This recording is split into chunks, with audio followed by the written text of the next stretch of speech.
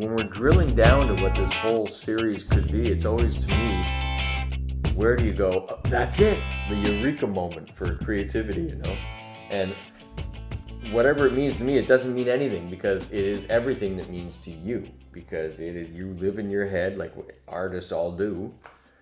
And that's why bands are so weird, because you don't see like painters painting the same picture. Yeah. Lennon and McCartney in the same picture. You draw that would be weird, eh? I've never seen that. Artists are always solitary. Musicians gang up and do. So that's why it's so hard to write a song with someone. Yeah, I guess musicians, the whole band thing for sure, eh? It's a different experience. Everybody has to be involved. That's why I never liked the sax players, because every song there's going to be a fucking sax part.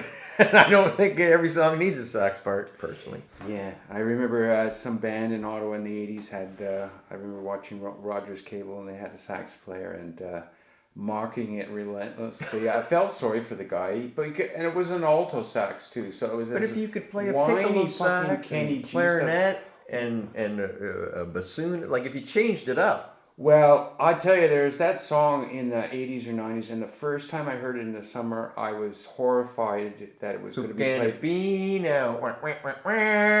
That one? Yeah. I guessed it. Thank you very much. I knew what the first time I heard it, and it just was, oh my God, terrible, terrible time. Yeah. It was terrible. That was a call and answer song. Yes, I think I shared the disdain for. Well, they had that kind of stuff. They what was that? Men at Work, wasn't it? Yeah, but they also had that Jerry Rafferty song that. They did. No, but Jerry. Baker Street? Yeah, but had that big sort of orgasmic sort of instrumental thing. That was a really good song. Wonderful song, but I mean it's. Well,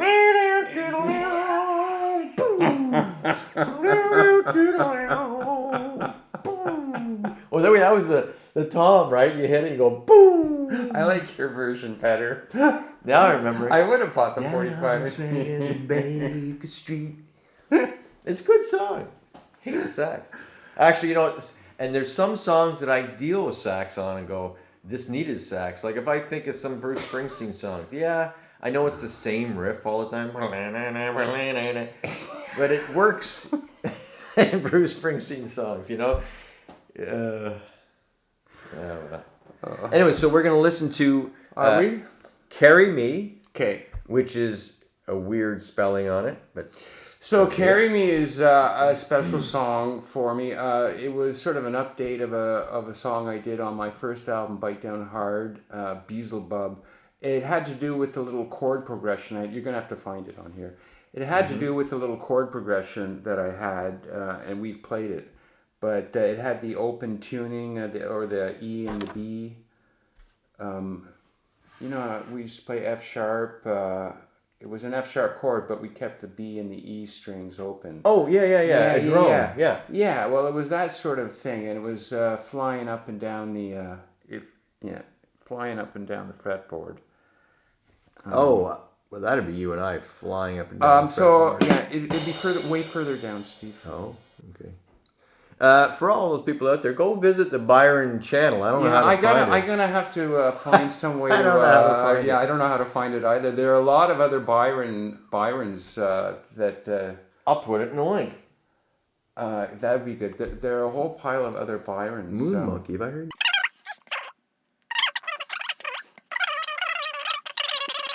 Right, this is an early video. I haven't seen it for a long time, but it has a couple of. We talk about songs and stuff like that. There was just sort of the song of the chorus. To me, it was slightly sort of Beach Boys-ish. It just was me just sort of using my voice, and I remember I had cancer 12 years ago. I was back in the hospital maybe for a couple of weeks. 3 years ago, I was back in the hospital due to one of my previous operations. It was just a minor thing. I always think of, I remember this song was in my head while I was back in. There's just something that seems very sort of spiritual about this song to me. And I just enjoyed playing it and using those chords again with my studio this time. it was just a fun song to do. So yeah, so play it. So I'm looking at it's got 4 minutes and 42 seconds. Wow. And there's a version 2 on there too as well and stuff like that. Yeah. Okay, play it. Oh, there's a bunch of, well, not a bunch. There's a couple of earlier Carri Me's. This looks like the last iteration, so you must have been happy and said, good enough. Okay. So let's check it out.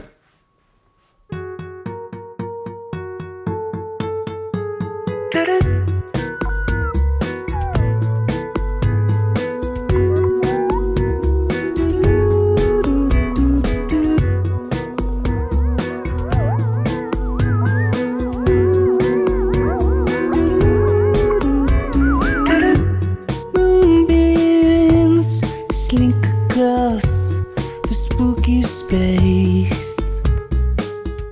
Stardust, interstellar loops, and the Milky Way. I'm miles from home. I'm light years from my only one, miles away. I'm floating to my Xanadu. I'm so high.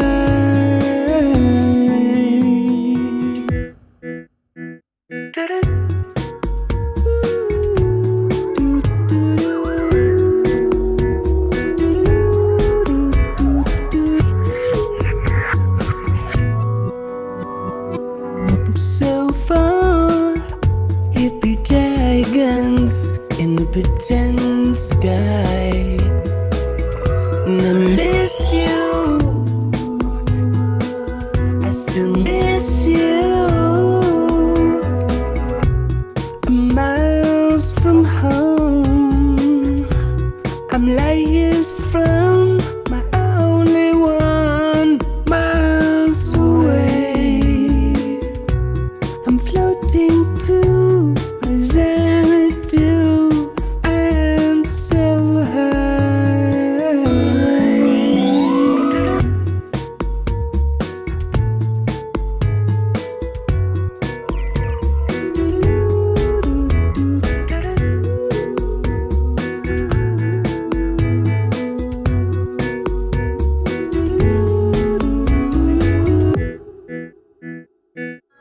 If I close my eyes, I can only see. If I listen to my heart,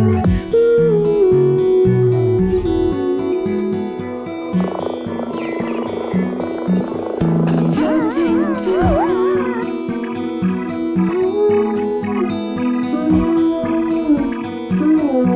my Xanadu.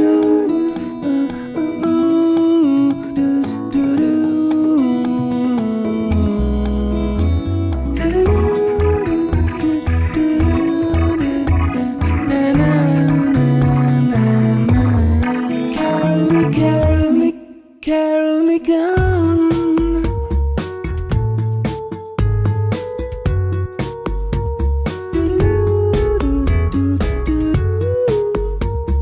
Carry me. Carry me. Carry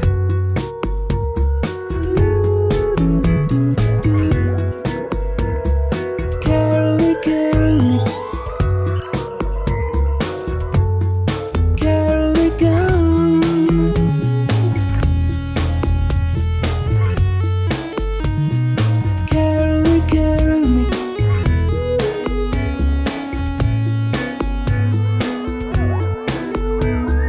Carry me. Carry me down.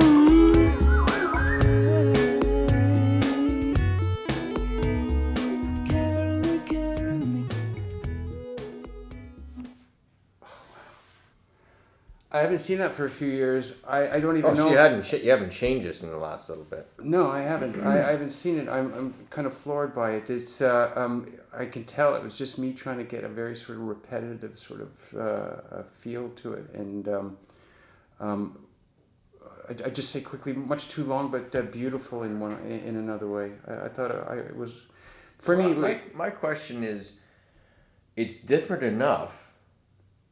Did you ever feel that almost write different words for it and just create a different, like, totally different from the seed of Lucifer that's in there? Well, there's I think it just got into a more I find it strange that I've taken out all my acoustic guitars and stuff like that. That's the sort of road I went with on that, and I ended up taking a lot of the guitars out. I see why you did. I think it was a good choice if you're going to do that. It was kind of I was trying to keep it very simple. Again, just sort of the carry me. It's just more of a feel thing. It's a very sort of spiritual thing. Carry me till I'm gone, and I don't know what it meant. It just had had an emotional feel to me that felt important to me somewhere in my soul. Well, it took a more like majory kind of happiness to it, where you think of the original riff, where it's very melodic minor. Yes. Less sinister, but I mean, there were on the video there was a picture I know that came from a telescope, or no, from a satellite that was in Jupiter or Saturn, and it was looking back at the Earth. Oh, right, yeah. The little dot, I've seen and that. that One, yeah. just always Isn't that Voyager? Yeah. Yeah, that just freaks me out. I can't. I saw a show the other night where they talked to the scientists that convinced them with Carl Sagan to turn that thing around and take that picture. Yeah, I can't. You talk about perspective and just the craziness of our world right now, and you look at that little dot, looking from that distance, and yeah, we're all going to be stardust, right? And I keep thinking about We are. Carry me, and I just keep thinking about just being wrapped up and just floating through the universe, and so yeah, that's the kind of feel I get from that song, and yeah, I've always just think it's a beautiful. If I sang with some other people, maybe live, sort of carry me till I'm gone. It's just always sounds nice to me. Yeah, when I think about it, it is nice. I'm not a huge lyric guy, but when I think of that, I go, yeah, well, that's a great sentiment. Yeah, so it was kind of a little spiritual thing. So yeah, so that's I enjoyed redoing that song with those chords. I'm curious that there are other versions out there on my YouTube channel. I haven't looked at it, but And it was interesting that you chose to spell it this way on the. yeah, I should change it, shouldn't I? No, but Doesn't no. matter. Yeah, I won't. So that's me not even. Yeah.